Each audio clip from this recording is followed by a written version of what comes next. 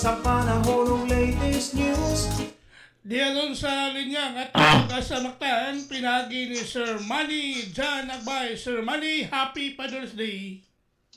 Yes, happy Father's Day, sir. Ako kasi mo mga sukintig paminaw mo kung ito ang latest food update para karong adlong Domingo, June 21, 2026. Ang atong ibantayan ng bagyo nga nagawa sa par, nakasulod na ni siya gabi as of 10 p.m. ganiha, and gipangalanan ni siya bagyong Francisco.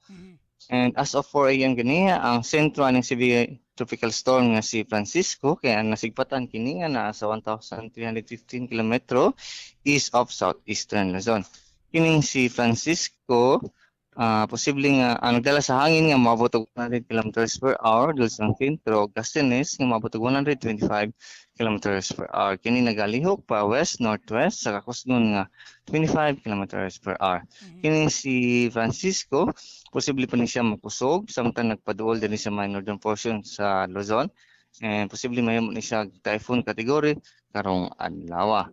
Kung para siyang forecast track og intensity, posible nga sa pagkakaroon base sa ato ang mga forecast model, less likely ang landfall scenario, and posible nga mag-record ba ni siya pa doon din sa may Taiwan area. So pagkakaroon wala tayo gisakang wind signal sa asang party sa tong nasod. Para sa tong forecast para karong adlaw para din sa Metro Cebu, lakip na sa tibok Visayas, kay makasnati tadiri karong adlaw og matag-umon nga kalangitan nga mga katag-katag na mga pagulaan ug mga panugdong kilat kumikan aning southwest monsoon o habagat. Samtang hinay nga na sa kasarangan nga hangin nga nabigan sa bagatang kasadpan ang mapasalabi din sa tibok Visayas. Di nang balod sa tuwang karagatan hinay nga na sa kasarangan ang mga pagbalod.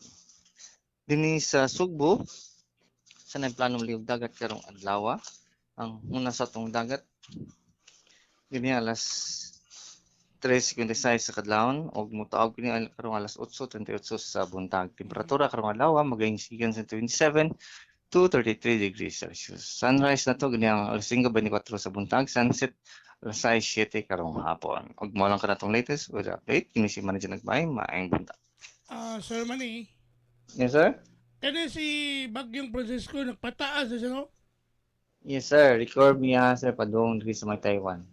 So, wala tayo epekto nga maigo dito sa ato. Yes sir, wala ray direct effect bisa sa party sa nasod. Salamat nga layo lang sa atong area of responsibility. Salamat kayo, Sir Yes, sir. Manny. Happy Father's Day sa Pag-asa Mactan. Happy Father's Day sir, and good morning. Okay, good morning.